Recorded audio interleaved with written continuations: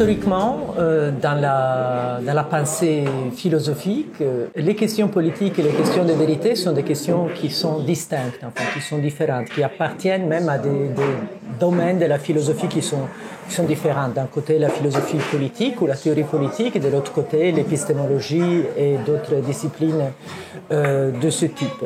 Ce que j'essaie de montrer dans ce livre, c'est qu'aujourd'hui, la vérité, qui est une notion qui, au fond, a perdu un peu d'intérêt dans la philosophie contemporaine, devient une notion cruciale en politique. Enfin, savoir distinguer entre vrai et faux semble être aujourd'hui plutôt une question politique qu'une question seulement philosophique. Et ça, je pense que c'est nouveau et c'est un peu inattendu aussi, je pense.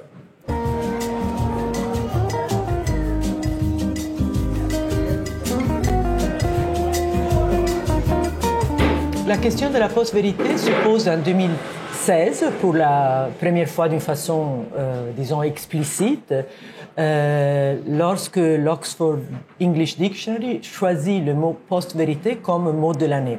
Donc ce mot commence à circuler sur les médias. L'Oxford English Dictionary donne sa définition en disant la post-vérité, c'est une condition dans laquelle les croyances subjectives et les émotions sont plus importantes que les faits pour choisir ce qu'on croit. Mais disons, il y a beaucoup plus que ça dans l'expression post-vérité. D'abord, qu'est-ce que la vérité à laquelle se réfère la post-vérité? C'est quoi la vérité, disons, que nous avons perdue? Est-ce qu'il y a eu jamais une ère de la vérité où, en fait, c'était très simple de distinguer les vrais et les faux? Ce que j'essaie d'argumenter dans le livre, c'est que d'abord, cette ère de la vérité n'a jamais existé. Et tout simplement, aujourd'hui, la vérité joue un rôle en politique qui ne jouait pas avant. Ceci pour des raisons différentes. Une raison, c'est clairement l'aspect technocratique de nos démocraties. Donc nos démocraties aujourd'hui, pour marcher, ont besoin de plus en plus de science, et qu'elles soient solides, robustes et communicable aussi aux citoyens devient une question politique. Et de l'autre côté, sûrement, c'est la présence de plus en plus envahissante des populismes qui, d'une certaine façon, s'appellent à un droit à la vérité subjective. Si je vois les choses d'une façon différente par rapport à comment les voit un expert, moi, j'ai les mêmes droits de l'expert de défendre ma vérité. On se retrouve aujourd'hui d'une façon un peu caricaturale parfois à discuter du parti du vrai et du parti du faux. Enfin, les gens qui défendent une certaine position politique sont les gens qui sont dans les vrais, et les gens qui défendent une autre position politique sont les gens qui ne prennent pas en compte les données scientifiques, etc. Donc, sont dans les faux. Les choses sont un peu plus compliquées que ça. Les rapports entre vérité et politique sont importants. Les rapports entre science et démocratie sont importants, mais il faut comprendre qu'est-ce que ça veut dire. La science n'est pas neutre. La science, elle aussi, elle dépend des financements, des stratégies du monde des institutions politiques. Donc, elle est orientée en partie. Je parle dans un chapitre, par exemple, de la craniométrie au XIXe siècle, qui était une science inventée pour confirmer une position politique et morale d'infériorité de certains groupes humains par rapport à d'autres, d'infériorité des femmes par rapport aux hommes, etc. Donc, en fait, la science, il faut qu'elle ait des critères d'indépendance, qu'elle soit bien construite, qu'elle soit compréhensible, qu'elle soit transparente. Il y a des rapports tendus et compliqués entre science et politique qui font ainsi que parfois les citoyens qui doivent faire confiance et en sciences et en politique se trouvent désorientés.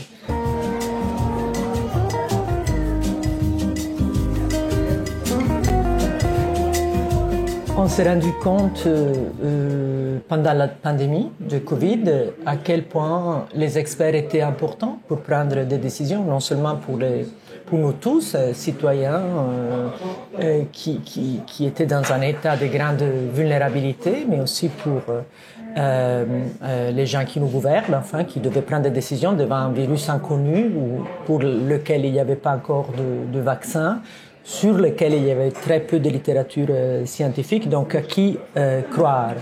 Et on a eu l'expérience directe, enfin, de la difficulté de trier entre charlatans et experts.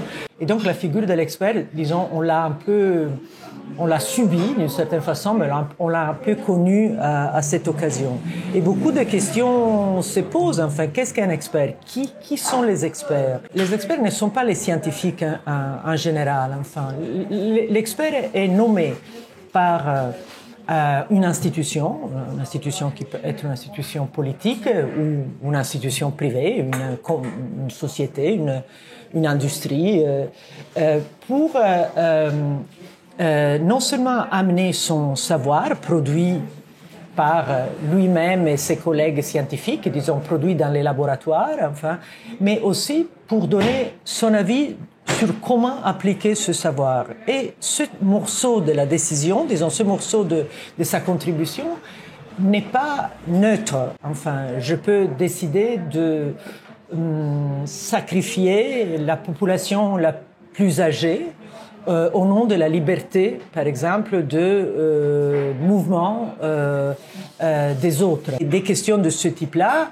sont des questions qui vont bien au-delà du savoir scientifique. C'est des questions qui rentrent dans la sphère des valeurs, dans la sphère des engagements, dans la sphère de la vision plus ample de qu'est-ce qu'un monde juste, enfin.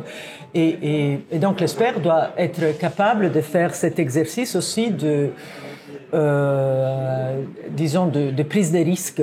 Il est nommé par des gouvernants, mais comment est-il nommé? Et dans le livre, je prends quand même un peu de temps à discuter sur ça. Enfin, il peut y avoir des nominations qui sont transparentes, qui sont compréhensibles, par exemple, aux citoyens.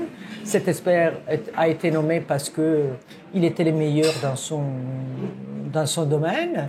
C'est aussi son réseau politique, ses positions politiques, ses valeurs, sa capacité de communication et d'autres dimensions qui sont plus cachées, disons, aux citoyens qui ne peuvent pas facilement s'orienter. Un cas frappant en France, dont je discute dans le livre, ça a été le cas du docteur Raoult. Enfin, le docteur Raoult était quelqu'un... C'était vraiment très difficile de comprendre s'il était un expert ou un charlatan. Clairement, pour les index, disons, publics de prestige, il est un scientifique très prestigieux. Enfin, vous allez regarder justement le nombre de citations, son index H, qui est un index dans la recherche, dans la science, mesure votre impact scientifique. Et c'est un des scientifiques les plus cités de France. Et donc, comment comprendre qu'il y a eu de l'hésitation, enfin de l'hésitation même politique. Macron est allé le visiter à Marseille. Enfin, comment comprendre s'il s'est trompé ou pas. Enfin, et donc, je discute de ça dans les livres. C'était un cas vraiment très dur. En plus, il était quelqu'un de très médiatique, donc le public le suivait. Il faisait des vidéos sur YouTube. Il était très bon communicateur. Il était très agressif avec ses interlocuteurs, ce qui le faisait un peu un héros solitaire contre une élite qui ne le comprenait pas, enfin, un type d'argument normalement qui plaît beaucoup au grand public. Enfin, et donc c'était très difficile. Et en analysant ce cas, j'essaie de comprendre comment les gens ont essayé de naviguer cette information pour se faire une idée, par exemple, si Raoult était un vrai expert ou bien était un charlatan. Et en fait, Raoult, même s'il est un grand scientifique, il s'est trompé sur l'hydroxychloroquine et aujourd'hui on a assez de données pour savoir qu'il disait quelque chose qu'il ne savait pas. Enfin,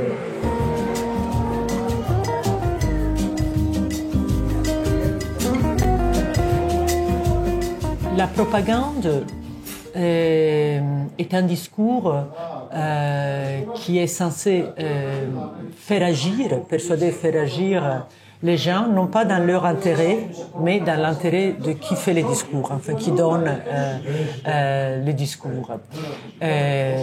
Donc, en ceci, elle est différente de la persuasion politique qui existe partout et qui n'est pas tout le temps illégitime. Enfin, bien sûr, les politiques font de la persuasion, essayent de persuader les gens en certains comportements électoraux, par exemple, mais normalement, on considère légitime la persuasion qui est dans l'intérêt aussi des électeurs. Parce qu'il y a un rapport intéressant entre fake news et propagande, et pour savoir la reconnaître, il faut savoir ce que c'est. Enfin, il faut savoir quels sont les ingrédients précis de la propagande par rapport à d'autres types de discours. La propagande est un sujet qui n'a pas été étudié énormément en philosophie, mais ça commence à redevenir un peu à la mode, et donc j'essaie un peu d'analyser ce phénomène qui a des formes si variées aujourd'hui à travers Internet, à travers la possibilité de faire de la propagande ciblée et donc de nouvelles techniques, qui est, disons, toujours un discours qui vous persuade à l'action en vous faisant penser que c'est vous-même qui prenez la décision, enfin, et que vous n'êtes pas manipulé.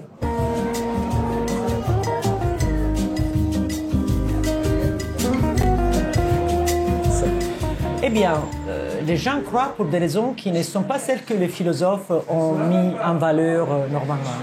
Les gens croient pour signaler leur identité. Je crois que l'huile d'olive est supérieure au beurre en cuisine, comme ça je signale que je suis italienne.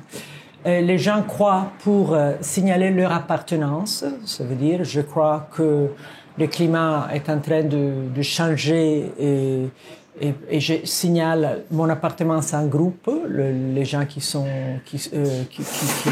écologistes, et les gens croient pour justifier leurs émotions. Par exemple, j'ai un peu peur quand je vois des personnes qui ne sont pas d'origine française dans la rue, et quelqu'un en politique me dit les 98% des crimes sont faits par des étrangers. Très bien, je veux le croire tout de suite parce que ça me donne une raison à une émotion que j'ai déjà.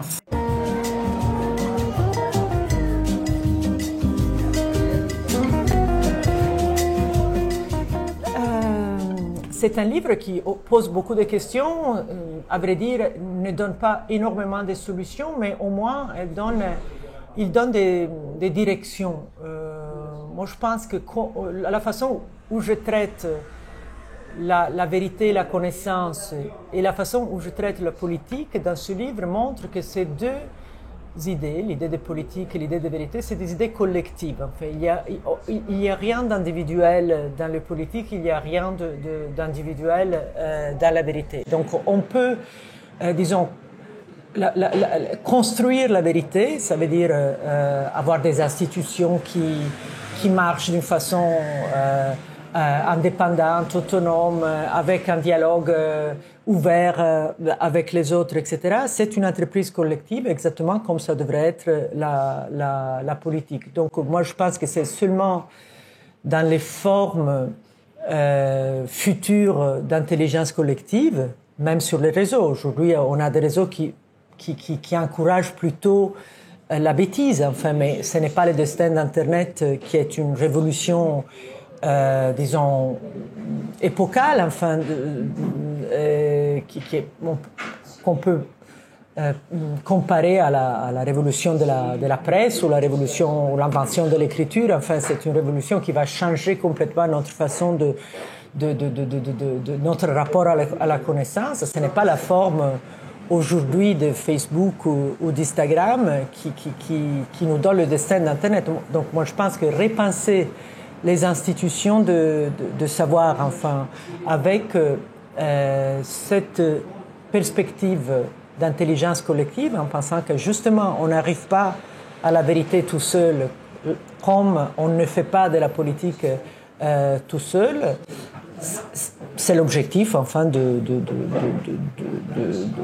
du futur, surtout de ce siècle qu'on est en train de commencer, quoi.